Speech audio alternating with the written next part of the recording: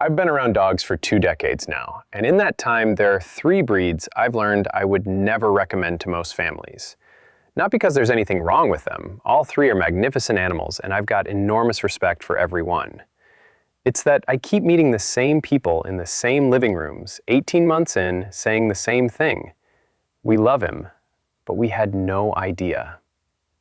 And they're not bad owners. They're people who work hard and would do anything for their dog, and who picked an animal that was built for a job their life can't supply. One of the 3 is becoming more common in America every single year. 10 years ago, almost nobody outside the breed world could name it, and now everybody has one, or knows someone who does, or is about to get one. That's the one I'm finishing on. Hi everyone, I'm Leo Bennett, your neighborhood dog guy, and before anybody gets defensive, understand what this video actually is. It isn't about how much you care. It's about what these dogs were originally bred to do, and whether the life you genuinely have, not the one you're planning to have, can give them that. Because the job doesn't switch off because you've got a semi-detached and a full-time job. So today, 3 breeds, why each one goes wrong in an ordinary home, and the correct way to think about it before you commit. And the 3rd one goes last. Quick note before we carry on. This is one chapter of a much bigger conversation about what your dog is trying to tell you, and I've gathered all of it into a book called The Happy Dog Manual over at leodogsecrets.com. Go take a look if you want more happy years with your dog. That's all.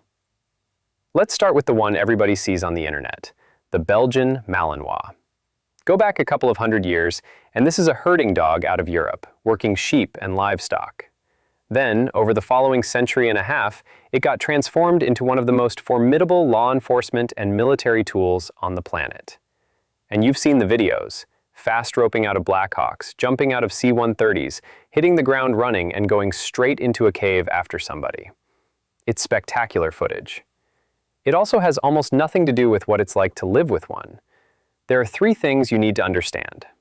The first is that people watch that footage, and somewhere in the back of their mind, they assume these dogs come out of the womb trained.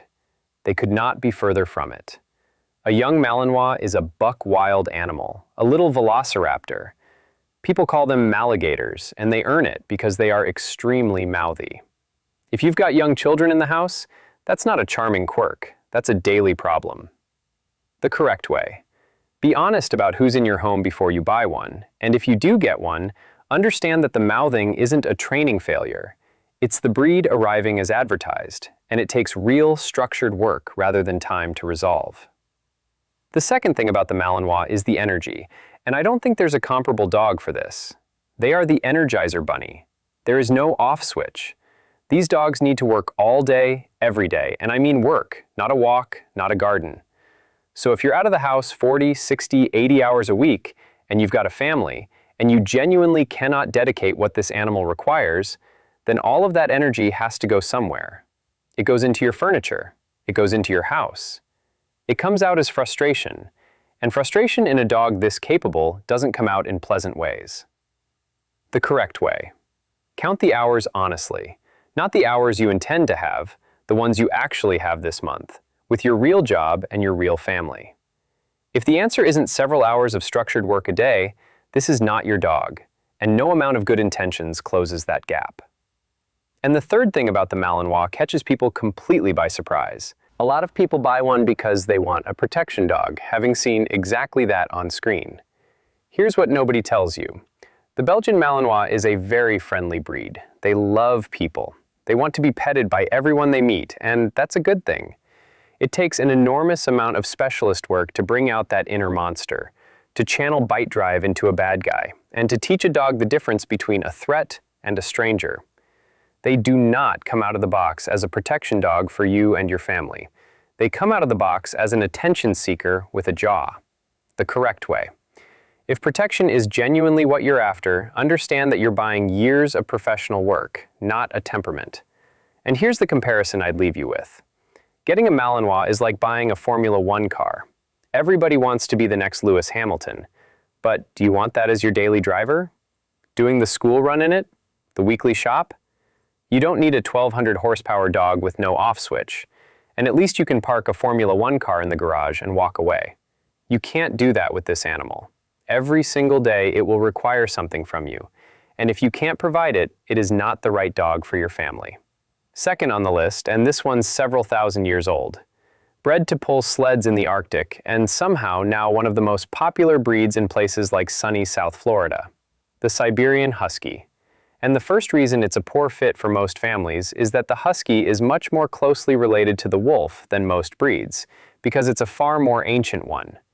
Put a photo of a Husky next to a wolf and you'll see it immediately. Here's another way to think about it. Take an average golden doodle and release it into the wild, and take an average Husky and release it somewhere with a real wolf pack, then come back 2 weeks later. There's a decent chance the golden doodle was lunch, and there's a fair chance the Husky integrated itself into that pack and might well be running it, because they're more feral, they're smarter, they're more independent, and they are extraordinarily strong-willed. None of that translates into a dog who's easy to train, or one who enjoys being confined to a house and told what to do every day. The correct way. Stop treating his independence as disobedience, because it isn't. It's the breed working exactly as designed. And accept the practical consequence. Reliable off-lead recall is not a realistic goal for most Huskies, so long lines and secure fields exist for a reason, and there's no shame in using them. The second reason is climate, and it's the one that actually causes suffering. These dogs were built to survive the Siberian Arctic, not Florida, not Phoenix, Arizona, where for some reason they are everywhere. That coat does not adapt well to heat, and they genuinely do not cope. And speaking of the coat, have you ever tried to groom a Husky? The fur never, ever stops. It is a permanent feature of your home, your car, your clothes, and your food, forever. And the third reason is the noise. These are extremely vocal dogs. The howling, the screeching, and the talking back, because they will actually talk back to you and hold a conversation about it. It's enough that your kids talk back. The last thing you need is the dog telling you what time it is. The correct way. If you live somewhere hot, think very hard. And if you've already got one, take the heat seriously. That's a management issue, not an inconvenience. Budget for grooming as a permanent cost rather than a chore. And understand that the vocalizing isn't a behavior problem you're going to fix. It's who he is.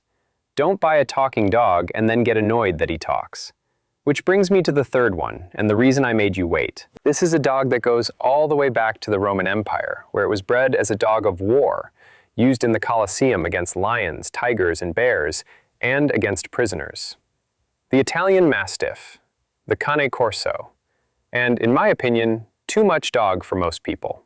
First reason, and it follows directly from that heritage, getting one is like buying a battle tank to drive around a suburban neighborhood. Yes, you'll be the coolest person on the street, right up until the tank flattens the postman's van, or in this case, until the dog flattens the postman himself. These animals are extremely territorial, and they are enormously strong, physically and mentally. Holding back that much torque, that much power, and that much instinctive drive to deal with anyone who isn't family is genuinely hard. And you might say that's exactly what you want. Here's the problem. With a battle tank, you park it and take the key out. With a Corso, how exactly do you explain to him that he shouldn't eat the postman, or drunk Uncle Jeff who turns up twice a year? That's the bit people haven't thought through. The correct way. Understand that you're not buying a dog with a security feature you can switch on. You're buying an animal who will make his own decisions about strangers unless you have taught him otherwise, thoroughly, from very early on. The second reason follows straight from the first. Because so many people can't handle this breed, the shelters are overflowing with them. And because so many people still want one, there's a breeder on every corner, breeding for size regardless of temperament on the basis that bigger is better. A 120-pound male used to be the standard. Now you're seeing 140, 160, 180-pound plus. The breeding is absolutely rampant, so it's hard to find a breeder doing this properly, and harder still to find an owner who can manage the result. And even if you can manage all of that, there's the drool. It is everywhere. On your ceiling, on your walls, on your clothes. One head shake and you'll take one straight to the face. The correct way. If you're going ahead, the breeder is the single most important decision you'll make, and paying more for temperament over size is the best money you'll ever spend on this dog. And the last thing on the Corso is the one that catches people out after they've already committed. These dogs are getting banned. Here, there, and everywhere. Think about it. Will your HOA allow it? Will your landlord? Will your apartment building? Because the name used to be unheard of, and now everybody knows what a Corso is, everybody's getting one, everybody knows somebody who has one. HOAs are going to be banning them left and right, and if you're renting or living under an HOA, this is going to become very difficult to own. They are amazing dogs, but most people can't control a 30-pound fluff ball, let alone a 130-pound powerhouse. And here's the conundrum I live with. The more I tell people not to get one, the more they want the forbidden fruit. So I'm damned either way. But for the love of God, if you're getting an Italian Mastiff, get training, get it early, and get quality training. Not the certification somebody picked up at a pet shop. Go to a trainer who actually knows this breed, because this is not a breed to be played with. So take this one thing out of all three. Before you choose any dog, go and find out what it was originally bred to do. Because whatever that job was, it's still in there, and it will show up in your living room whether you've got a use for it or not. And then get the training, whatever breed you end up with, so that your dog becomes the best thing that ever happened to you, rather than ending up in a shelter or biting somebody and being put down for it. That's the outcome none of us want, and it's almost always down to knowledge rather than love. And listen, the fact that you're sitting here watching a video about which dogs not to get before you get one already puts you ahead of most people who walk into this.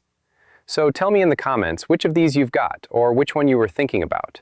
And tell me what surprised you about yours, because that's the stuff people who are still deciding actually need to hear. I read every one, and they decide what I make next. Now go and look up what your dog was bred for.